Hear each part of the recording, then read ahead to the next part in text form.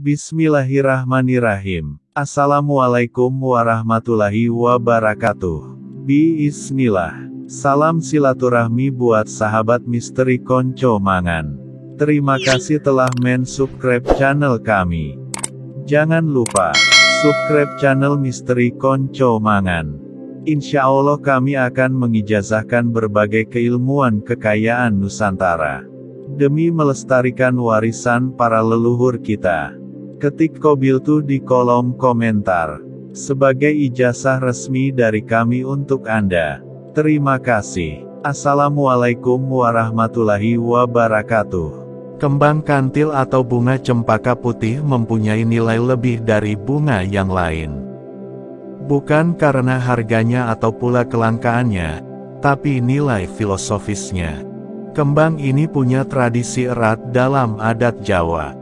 Bunga ini hadir dalam berbagai perayaan. Mulai dari ritual pernikahan hingga kematian, saya sendiri sering sekali mendapati kembang kantil ini dalam berbagai macam kejadian yang sudah tentu dengan mitos yang menyertainya.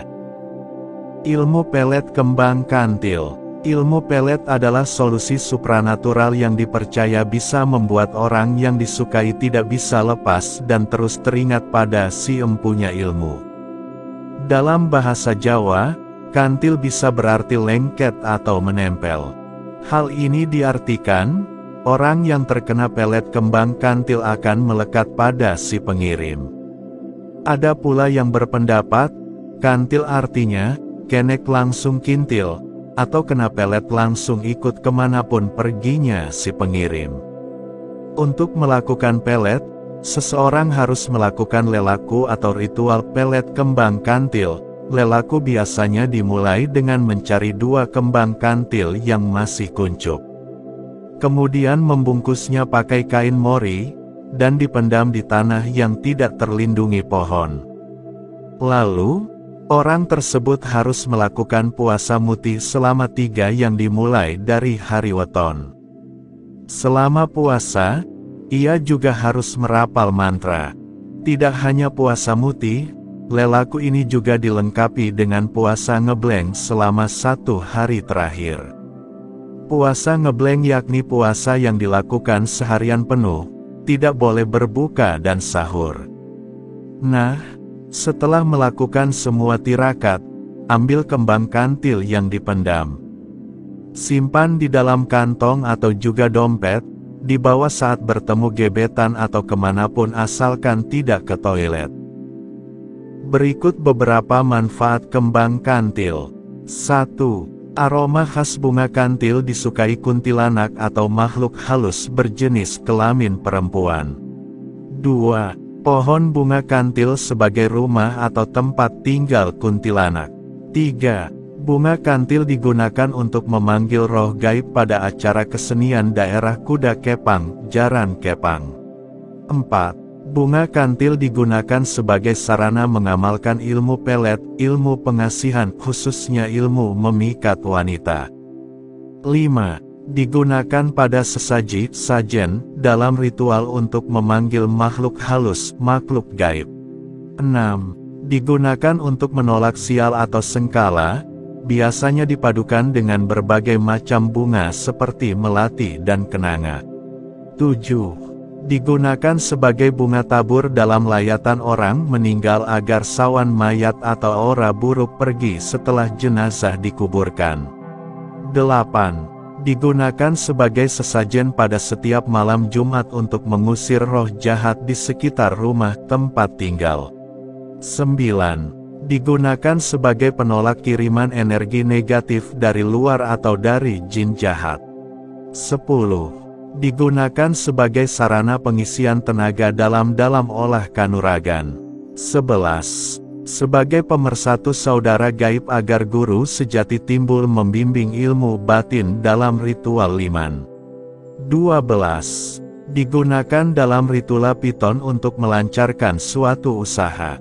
13. Digunakan untuk menambah kewibawaan dan kekuatan. 14.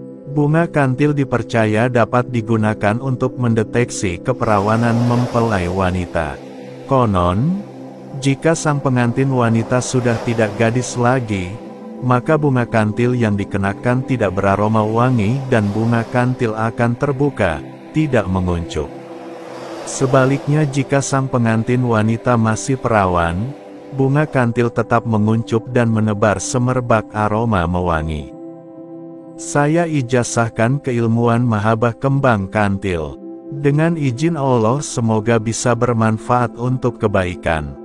Jangan gunakan muhabbah ini jika tujuan Anda hanya main-main saja. Asma muhabbah kembang kantil. Tata cara kaifiyah pengamalan. Asma mahabbah.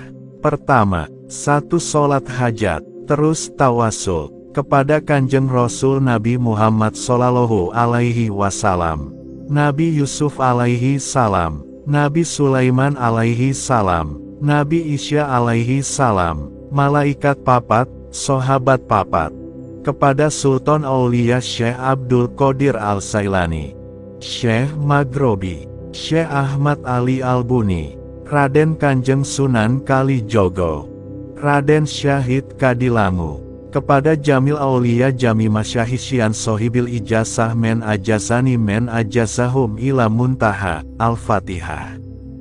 Huswon ila ruhi fi ajasadi, sebut nama kita, bin, nama ibu kandung. Ya Allahu ya Malikur Roham ya Malikur Rohim ya Malikul Kudus, sebutkan maksud Anda. Al-Fatihah 7 kali. Khususon ila ruhi fil jasadi, niat ingsung mahabahi jabang bayin suka rasane atin pangawase, bin, mongko welas mongko asih sira, marang insun. Mungkur tingangisan madep kinasihan, Allahu Akbar. Al-Fatihah 100 kali. Allahumma jalni nuru Yusuf ala wajih faman roani yuhibuni mahabatani. Allahumma kun ilahu cahya ingsun cahya mulyane ingsun ngirut nyawane wong sejagat kabeh. Tua anom lanang wadon menak rama Jawa Sunda welas asih siro kabeh marang aku. Tiupkan ke air sumur dan kembang kantil, atau kembang campaka putih. Airnya dipakai minum, sebagian air dan kembang dipakai mandi. Lebih bagus pagi jika air tersebut diafdolkan ke minum sama orang yang dituju, dan disiramkan ditabur di pekalangan orang tersebut.